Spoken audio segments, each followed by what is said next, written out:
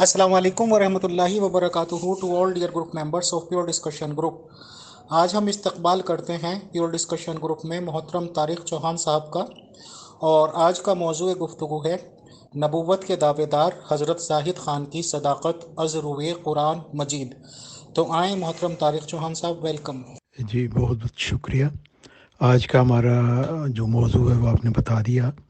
کہ یہ زاہد خان صاحب جو اوریجنلی ایک پاکستانی ہیں اور اس وقت جرمنی میں رہتے ہیں، تو انہوں نے یہ دعویٰ کیا ہے کہ میں خدا کا نبی ہوں، اور انہوں نے یہ بھی دعویٰ کیا ہے کہ قرآن مجید جو ہے وہ میری صداقت کی گواہی دیتا ہے۔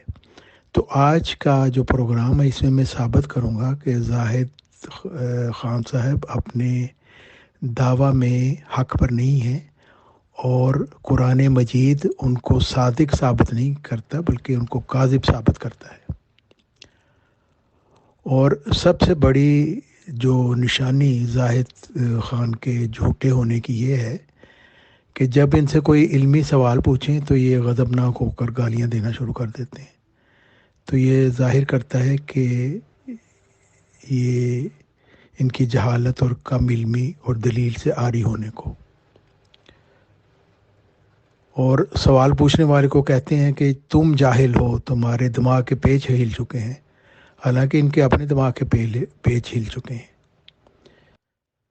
زاہد خان کہتا ہے کہ قرآن مجید کے مطابق نبیوں کا سلسلہ جاری ہے، اور میں بھی نبی ہوں، اس لیے قرآن کے مطابق میں سچا ہوں۔ تو اصل میں یہ زاہد کذاب کا صریح دجل ہے، کیونکہ یہ زاہد خان تھوڑے سے سچ میں زیادہ جھوٹ ملا کر خود کو سچا ثابت کرنا چاہتا ہے، جو کہ پورا جھوٹ بولنے سے بڑا دجل، فراڈ اور دھوکہ ہے۔ زاہد کذاب جس کتاب یعنی قرآن مجید کو اپنی صداقت کا گواہ بنا کر پیش کرتا ہے، اسی کتاب کے متعلق پھر کہہ دیتا ہے کہ یہ کتاب خدا کا کلام نہیں ہے، بلکہ یہ کتاب حضرت محمد صلی اللہ علیہ وسلم نے جبرائیل علیہ السلام سے ملی بھگت کرنے کے بعد بنائی ہے۔ گویا خدا کا کلام جو نہیں ہے تو وہ تو ظاہر ہے انسانی کوششوں سے بنایا گیا ایک جھوٹ کا پلندہ ہی ہے۔ اور پھر یہ زاہد کذاب اسی کتاب قرآن مجید کو پیش کرتا ہے کہ دیکھیں یہ اس میں میری صداقت کی گواہی ہے، اور اس سے بڑی جاہلیت کوئی اور ہو نہیں سکتی کہ پہلے آپ ایک کتاب کو ثابت کریں کہ وہ خدا کا نہیں کلام ہے اور انسانوں کا بنایا ہوا ہے، اور پھر اسی کتاب کو جس کو آپ ثابت کر چکے ہیں کہ وہ خدا کا کلام نہیں، اپنی صداقت کے گواہ کے طور پر پیش کریں۔ تو کوئی عقل کا اندھا ہی یہ کام کر سکتا ہے جو زاہد خان صاحب کر رہے ہیں۔ حقیقت یہ ہے کہ قرآن مجید کے مطابق انبیاء کا سلسلہ قیامت تک جاری ہے، جیسے کہ سورہ اعراف کی آیت 36 میں اللہ تعالیٰ فرماتا ہے کہ اے بنی آدم، جب آئندہ تمہارے پاس تم میں سے رسول آئیں اور بیان کریں تم پر میری آیتیں، تو جو لوگ تقوی اختیار کریں اور اپنی اصلاح کر لیں تو وہ لوگ ہوں گے جن کو آئندہ کے متعلق کوئی خوف ہوگا، نہ وہ ماضی کے متعلق غمگین ہوں گے۔ تو اس سے یہ ظاہر ہوتا ہے کہ قرآن مجید میں آئندہ آنے والے نبیوں کا ذکر ہے، لیکن زاہد کذاب یہ بات بیان کرنے کے بعد پوری بات بیان نہیں کرتا، کیونکہ وہ معیار جو قرآن مجید نے مقرر کیے ہیں سچے نبی کو پہچاننے کے لیے، ان معیاروں پہ زاہد خان پورا نہیں اترتا، اور اس لیے وہ اس حصے کو یہ چھپا جاتا ہے۔ یہ تو بیان کرتا ہے کہ قرآن مجید نے آئندہ نبیوں کی خبر دی ہے، لیکن یہ بیان نہیں کرتا کہ قرآن مجید نے آئندہ آنے والے نبیوں کی سچائی کا معیار کیا بیان کیا ہے۔ اور چونکہ زاہد خان ایک قرآن مجید کے علم سے بے بہرہ ہے، اور قرآن مجید تو ایک دائمی شریعت ہے، ایک مکمل ضابطۂ حیات ہے، اور قرآن مجید میں رہنما اصول اور رہنما معیار بتائے گئے ہیں جو قیامت تک کے لیے ہے۔ اور اس لیے اس کو فرقان حمید بھی کہتے ہیں، کیونکہ یہ صادق کو کاذب سے اور سچ کو جھوٹ سے فرق کر کے دکھا دیتا ہے۔ اس لیے سچے مرسل کو پہچاننے کے لیے قرآن مجید میں نشانیاں بیان کی گئی ہیں جو زاہد کذاب کے دجل کی نقاب کشائی کرتی ہیں، جیسا کہ قرآن مجید کی سورہ نساء کی آیت 70 میں بیان فرمایا گیا ہے۔ قرآن مجید کی جو سورہ نساء کی آیت 70 میں ہے، اس میں 4 انعاموں کا ذکر کیا گیا ہے جن کا وعدہ مومنین سے کیا گیا ہے، اور اس میں اول انعام نبوت ہے، اور یہ جو صورت ہے یہ نبوت کے قیامت تک جاری ہونے کی خوشخبری دیتی ہے۔ لیکن اس میں الہی انعامات پانے کے لیے جو شرط بیان کی گئی ہے اس پر زاہد خان صاحب پورے نہیں اترتے، کیونکہ اس معیار صداقت کے مطابق حضرت محمد صلی اللہ علیہ وسلم کی اطاعت کے بغیر کوئی بھی شخص ایک معمولی ترین روحانی انعام بھی نہیں پا سکتا۔ زاہد کذاب جو حضرت محمد صلی اللہ علیہ وسلم کا منکر ہے، بلکہ ان کے اوپر جھوٹا اور کبھی الزام بھی لگاتا ہے، وہ قرآنی معیار کے اوپر بالکل بھی پورا نہیں اترتا، کیونکہ وہ حضرت محمد صلی اللہ علیہ وسلم کو اللہ تعالیٰ کا نافرمان مانتا ہے اور جنگی جرائم کا مجرم مانتا ہے۔ اس لیے وہ حضرت محمد صلی اللہ علیہ وسلم کا اطاعت گزار تو نہیں ہو سکتا۔ اس لیے قرآنی معیار کے مطابق زاہد کذاب اپنے دعوی نبوت میں پوری طرح جھوٹ پر قائم ہے۔ قرآن مجید کی ایک اور آیت کریمہ بھی زاہد کذاب کے جھوٹ کا پردہ فاش کر دیتی ہے، جسے مساک النبیین کہا جاتا ہے، اور یہ آل عمران کی آیت 82 ہے، جس میں اللہ تعالیٰ نے فرمایا ہے کہ کوئی ایسا رسول جو تمہارے پاس آئے جو اس بات کی تصدیق کرنے والا ہو جو تمہارے پاس ہے، تو تم ضرور اس پر ایمان لاؤ گے۔ یعنی تمام لوگوں سے، آئندہ کے لوگوں سے یہ اللہ تعالیٰ کی طرف سے یہ وعدہ دیا گیا، اور اس میں یہ شرط لگا دی کہ ایسا رسول کوئی آئے جو دعویٰ کرے کہ وہ خدا کی طرف سے ہے، تو وہ سچا تبھی ہوگا جو اپنے سے پہلوں کی تصدیق کرنے والا ہوگا۔ قرآن مجید کی اس آیت میں بھی ایک اہم معیار صداقت بیان فرما دیا گیا ہے کہ جب کوئی رسول تمہارے پاس آئے تو اس کی سچائی کا ثبوت یہ ہوگا کہ وہ اپنے سے پہلی گزری ہوئی الہامی کتابوں اور پہلے گزر چکے انبیاء پر ایمان رکھنے والا ہو، مگر زاہد کذاب تو ان سب باتوں کا منکر اعظم ہے، اس لیے اپنے دعوی نبوت میں صریح طور پر دجل سے کام لے رہا ہے۔ اور قرآن مجید تو فرماتا ہے کہ اگر کسی ایک نبی کا بھی انکار کیا جائے تو انسان بے ایمان ہو جاتا ہے، اور اس معیار کے مطابق تو زاہد خان جیسا بے ایمان نہ کسی آنکھ نے دیکھا نہ کسی کان نے سنا، جو گزشتہ تمام الہامی کتابوں اور تمام برگزیدہ انبیاءوں کا انکار کرتا ہے۔ اور ہم کہہ سکتے ہیں کہ زاہد کذاب جو ہے وہ بے ایمانی اور دجل کا ایک چیمپئن ہے، کیونکہ زاہد کذاب تو تمام شریعتوں کو منسوخ کرتا ہے اور تمام انبیاء پر اعتراض کی گندی انگلی اٹھاتا ہے، اور اللہ تعالیٰ کے مرسلین پر غلیظ تہمتیں لگانے میں بھی ایک ذرہ برابر بھی شرم اور حیا محسوس نہیں کرتا۔ اور پھر قرآن مجید میں اللہ تعالیٰ نے صاف فرما دیا کہ اسلام کے علاوہ کوئی دین قبول ہی نہیں کیا جائے گا، اور جو کوئی اسلام کے علاوہ کسی اور دین پر عمل کرے گا وہ آخرت میں گھاٹا پانے والا ہوگا۔ تو زاہد کذاب تو دین اسلام کو منسوخ کرتا ہے، بلکہ تمام ادیان کو منسوخ کرتا ہے، اور اس لیے زاہد کذاب کاذب ہونے کے ساتھ ساتھ ایک انتہائی گھاٹے کا سودا بھی کر رہا ہے، اور اپنے ساتھ اپنے نادان پیروکاروں کو بھی اسی گھاٹے کی طرف لے کر جا رہا ہے۔ اور پھر ایک اور اہم بات جو زاہد خان کو کاذب ثابت کرتی ہے اور اس کے دعوی نبوت کو جھوٹا ثابت کرتی ہے، وہ اس کا پیش کردہ خدا کا مذاق خیز تصور ہے۔ اسلام کے مطابق خدا کی ہستی کی معرفت حاصل کرنا ہر دین کا بنیادی مقصد ہے، اور معرفت الہی کو دین کی حقیقت کے حصول کا ذریعہ ٹھہرایا گیا ہے۔ اگرچہ حصول حقیقت اسلام کے وسائل اور بھی ہیں، لیکن جیسے کہ روزہ ہے، نماز ہے، دعا اور دوسرے تمام احکام الہی جو قرآن مجید میں تقریباً 600 بھی زیادہ بیان کیے گئے ہیں، لیکن اصل جو بات ہے وہ یہ ہے کہ اللہ تعالیٰ کی ہستی کا علم، یعنی علم عظمت و وحدانیت اور ذات اور معرفت صفات جلالی اور جمالی، جو ایک اہم ترین جزو ہے۔ اور حقیقی معرفت الہی یہ ہے کہ اللہ تعالیٰ کی عظمت کا علم ہو، اللہ تعالیٰ کی وحدانیت کا علم ہو، اللہ تعالیٰ کے نشانوں کی معرفت حاصل کرنا ہو، اور اللہ تعالیٰ کی صفات کی معرفت حاصل کرنا۔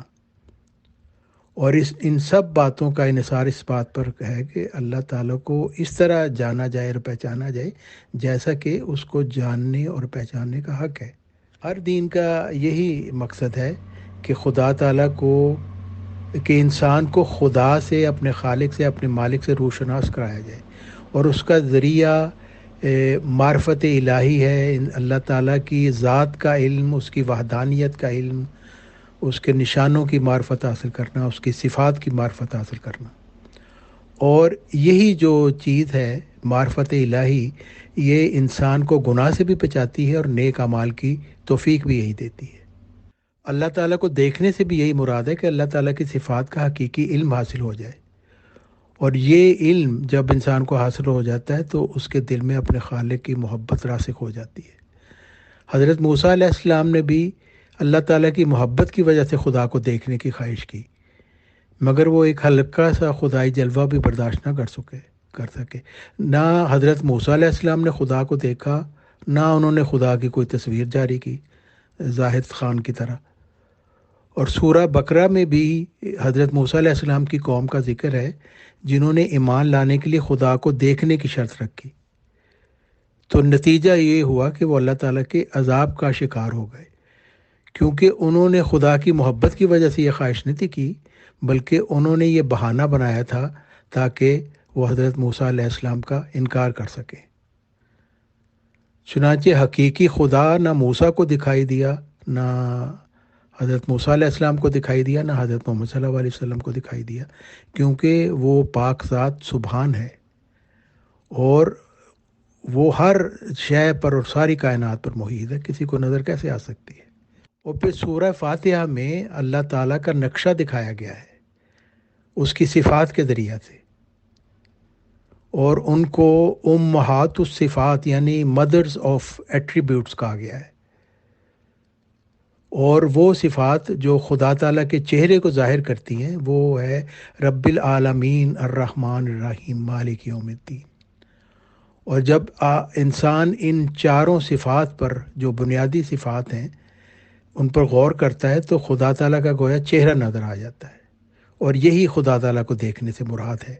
کہ جتنی زیادہ آپ معرفت خدا تعالیٰ کی صفات کی حاصل کریں گے، اتنا ہی واضح چہرہ آپ کو اللہ تعالیٰ کا نظر آئے گا۔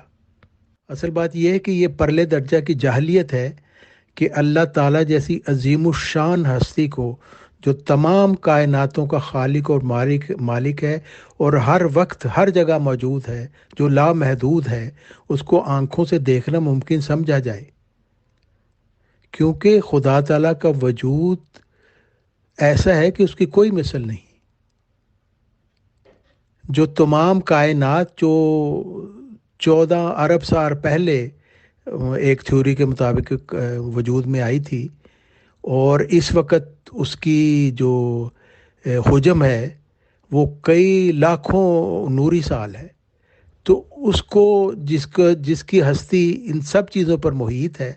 ساری کائنات پر محیط ہے، اس کو آنکھوں سے کیسے دیکھا جا سکتا ہے؟ ہر شخص جس میں تھوڑی سی بھی عقل ہے وہ اس چیز کو سمجھ سکتا ہے۔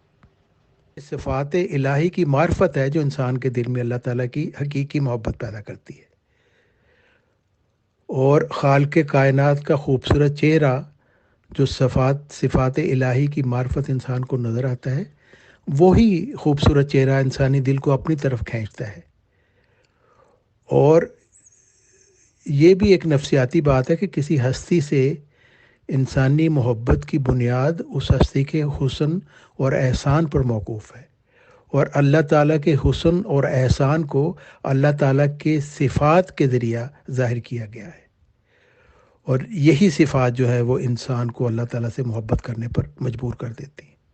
مگر اس کے برعکس زاہد کذاب کا جو خدا کا تصور ہے ایسا مضحک کا خیز ہے کہ کوئی عقل مند انسان ایسے جوکر خدا سے نہیں ملنا چاہے گا۔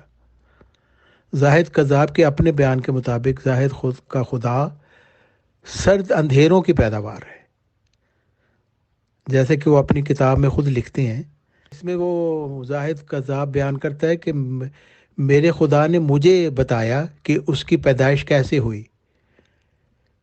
تو اس میں وہ لکھتے ہیں کہ وہاں پہنچ کر خدا نے کہا یہاں سے میرا شروع ہوا ہے، یعنی میری ذات کا سفر شروع ہوا ہے۔ اور پہلا مقدمہ میکینیکل پروسیس، یعنی کہ وہ ذرے ملے، یعنی وہ سرد اندھیرا جس میں وہ ذرے تھے، وہ ذرے ملے اور وہاں سے خدا کا وجود ہوا، یعنی اس سے پہلے جو تھے وہ اندھیرے موجود تھے، اور ایک لاشعور خدا پیدا ہوا۔ اور پھر اس کے بعد لکھتے ہیں اس کے بعد سیکنڈ سٹیج آئی جہاں پر یہ میکینیکل پروسیس لاشعور میں داخل ہوا، اور پھر تیسری سٹیج آئی جس میں شعور آیا خدا کو، یعنی پہلے وہ خدا بے شعور تھا، پہلے خدا کچھ نہیں تھا، ذرات تھے، اور پھر وہ ذرات ملے۔ ان کو ملانے والا کون تھا؟ زاہد خان کو کچھ نہیں پتا اس کے متعلق، نہ خدا نے اس کو بتایا۔ اور وہ ذرات مل کے پھر ایک چیز پیدا ہوئی جو جس کو خدا کا پہلا وہ سٹیج ہم کہہ سکتے ہیں۔ تو یہ زاہد کذاب کے اپنے جوکر خدا کی پیدائش کا قصہ بھی اس جعلی نبی کے کسب کی گواہی دیتا ہے۔ اس جوکر خدا کو سرد اندھیروں نے اگر جنم دیا تو سرد اندھیرے تو اس خدا کے ماں باپ ہے، اور پھر سرد اندھیروں کو پیدا کرنے والا کوئی اور خدا ہے۔ تو اس طرح تو زاہد کذاب کے تین خدا بن جاتے ہیں، جو انتہائی فرسودہ تصور ہے جسے قرآن مجید مکمل طور پر رد کر دیتا ہے، کیونکہ خدا تعالیٰ قرآن مجید تو ایک ایسے خدا کا تصور پیش کرتا ہے جو جس نے نہ کسی کو جنا، نہ وہ خود جنا گیا، اور اس کی کوئی مثل نہیں ہے، وہ وحدہ لا شریک ہے۔ مگر زاہد کذاب کا خدا جو ہے وہ ایک خدا نہیں بلکہ تین خدا ہے۔ اور پھر زاہد کذاب کے مطابق جب خدا ایک دن پیدا ہوا تو اس سے پہلے کائنات موجود تھی، اور ظاہر ہے کہ جب یہ خدا مرے گا تو تب بھی کائنات موجود ہوگی، یعنی زاہد کذاب کے خدا کے ہونے یا نہ ہونے سے کوئی فرق نہیں پڑتا، ایک بیکار خدا ہے جس کا تصور پیش کیا جاتا ہے۔ پھر زاہد کذاب نے فوٹو شاپ میں تیار کر کے اپنے انسانی شکل کے خدا کی ایک تصویر جاری کی ہے، حالانکہ جو حقیقی خدا جو تمام کائناتوں کا مالک ہے، جو ہر وقت ہر جگہ موجود ہے، وہ انسانی شکل کا ہو کیسے سکتا ہے؟ کیونکہ انسانی شکل والے خدا کو تو اپنی زندگی کے لیے ہر دم ہوا، پانی، خوراک کی ضرورت ہے، اور پھر یہ انسانی شکل والا زاہدی خدا زاہد کذاب کے اپنے بیان کردہ خدائی پیدائش کے فلسفے کو صریح طور پر جھٹلاتا ہے، کیونکہ پہلے زاہد خان کا خدا بیان کرتا ہے اپنی پیدائش کہ میں کچھ نہیں تھا، ذرات تھا، پھر میں لاشعور کی سٹیج میں آیا، پھر شعور میں آیا، اور اندھیروں کی پیداوار ہوں۔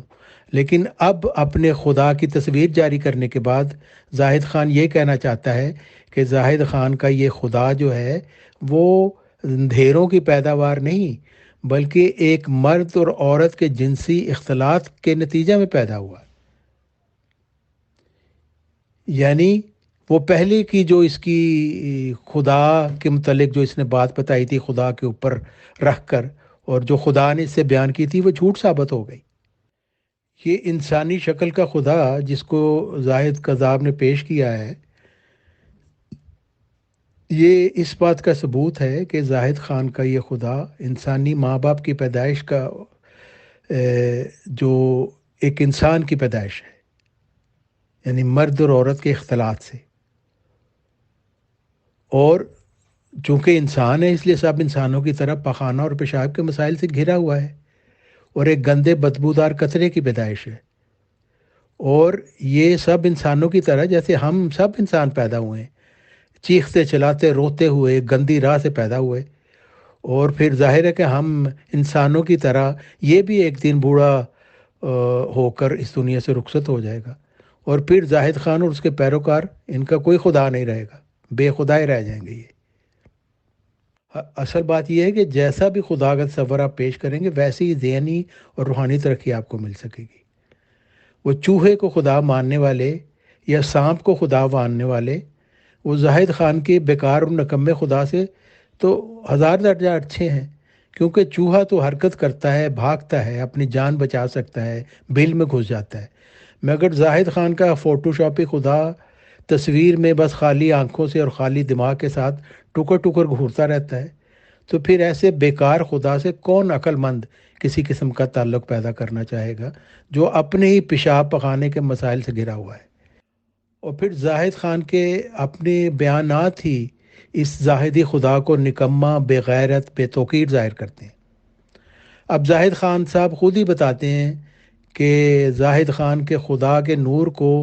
زاہد خان نے 3 دفعہ تھوک پھینک کر بجھا دیا، اور زاہد خان کا خدا زاہد خان کے ساتھ چائے بھی پیتا ہے، جفیاں بھی اس کو ڈالتا ہے، سجدہ بھی اس کو کرتا ہے، اور اس کی تقریر سن کر ناچنے بھی لگتا ہے۔ اور زاہد خان کا خدا جب اپنی خدائی زاہد خان کو پیش کرتا ہے تو زاہد خان حقارت سے اس کو ٹھکرا دیتا ہے۔ ایسے بغیرت خدا کے بغیرت دل زاہد کذاب کے دماغ میں پیدا کردہ اس جوکر نما زنخ فوٹو شاپی خدا سے کون مل جانا چاہے گا سوائے عقل کے اندھوں کے؟ اور پھر زاہد خان سے اس کے خدا کے متعلق سوال کرو، اسی خدا کے متعلق جو اس نے پیش کیا ہے، تو یہ جواب دینے کی بجائے مغلظات بکنا شروع ہو جاتا ہے، جو زاہد خان کے کذب کا منہ بولتا ثبوت ہے، کیونکہ اس کے پاس اس کی کوئی دلیل نہیں ہے۔ متضاد باتیں کی ہیں، کبھی وہ اندھیروں کی پیداوار ہے اور پھر یہ کہتا ہے کہ وہ انسان ہے، انسانی ماں باپ کی پیداوار ہے، گندے قطرے کی پیدائش ہے انسانوں کی طرح۔ اور پھر اپنے کاذب نبی زاہد خان کذاب کی بد زبانی کا دفاع کرتے ہوئے زاہد کذاب کا ایک جاہل پیروکار رحمت علی ایوان کہتا ہے،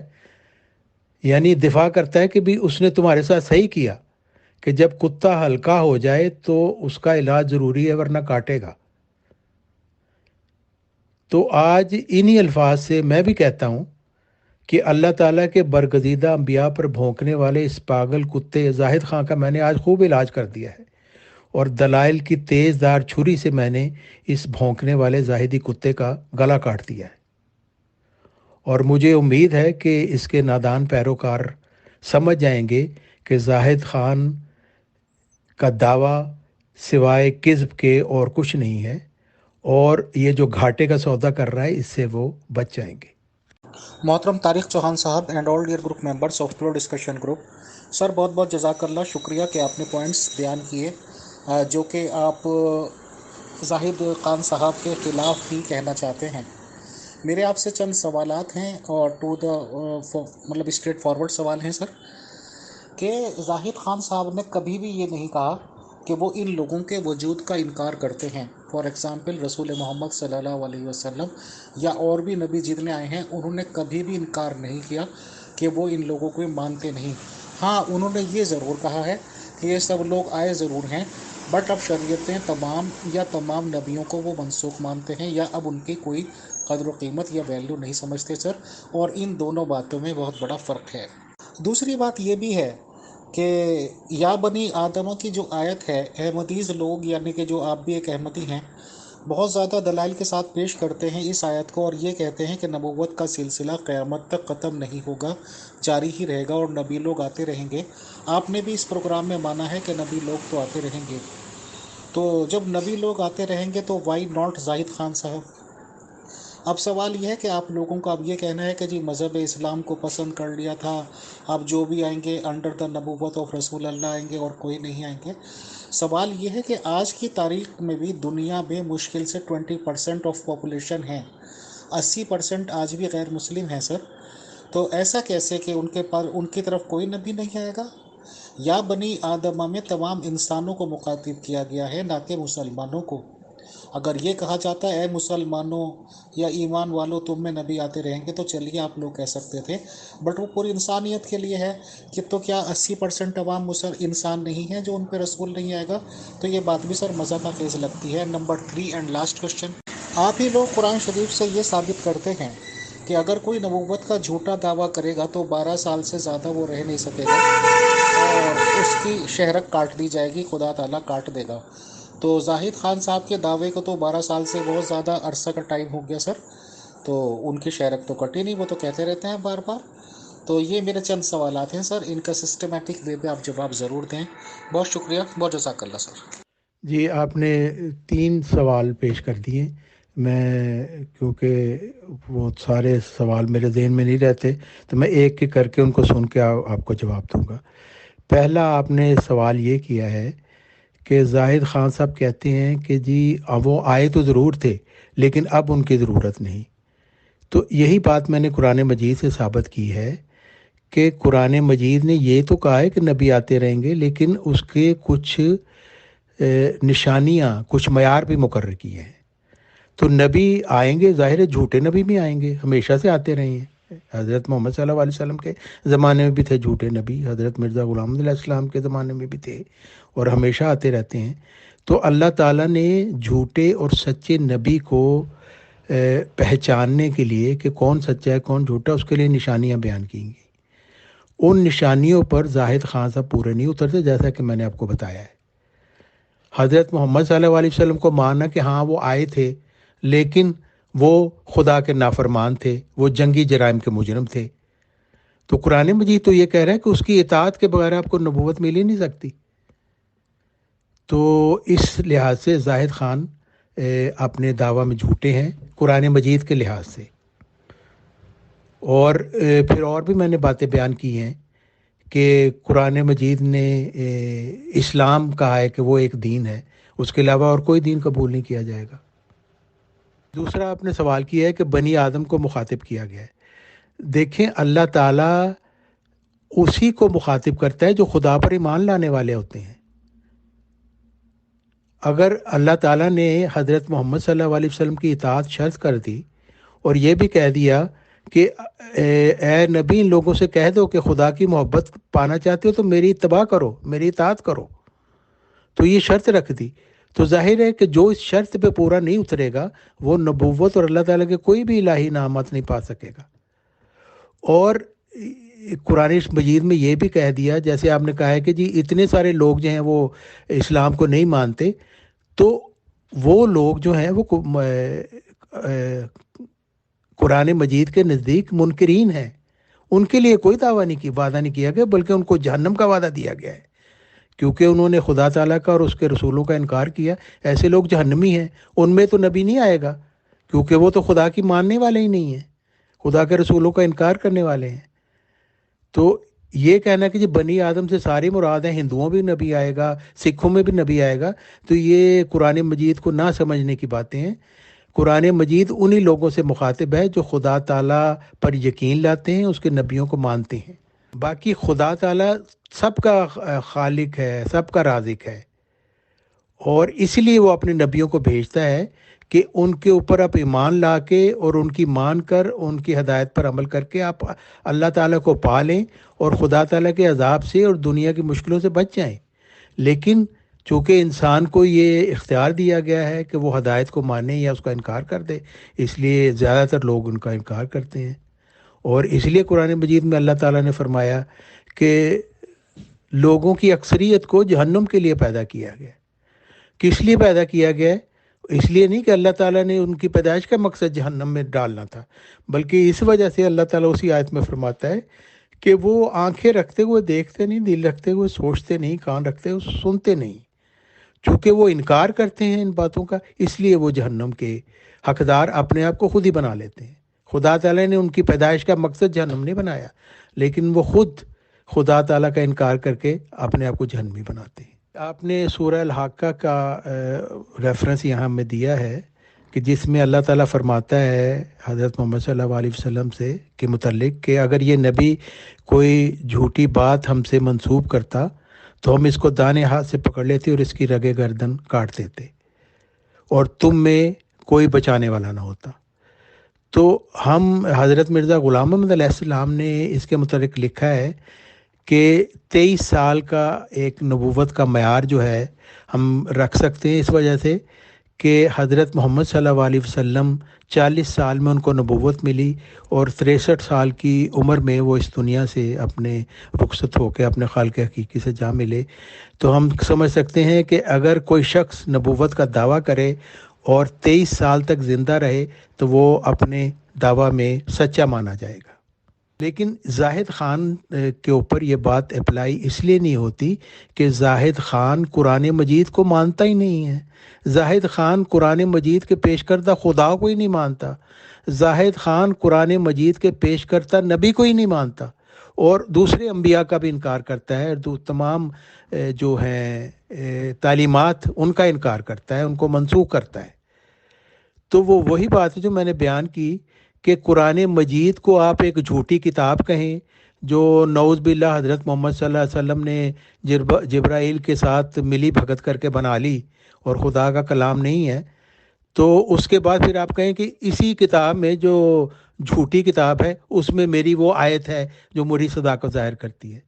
تو زاہد خان جو قرآن مجید کو نہیں مانتا، قرآن مجید کے پیش کردہ رسول کو نہیں مانتا، قرآن مجید کے پیش کردہ خدا کو نہیں مانتا، وہ اس آیت کا مصداق نہیں ہو سکتا. بہت بہت شکریہ، بہت جزاک اللہ محترم طارق چوہان صاحب کہ آپ تشریف لائے اور آپ نے اپنے پوائنٹس دیے. سر ایز یوزول آپ ہمیشہ ویلکم ہیں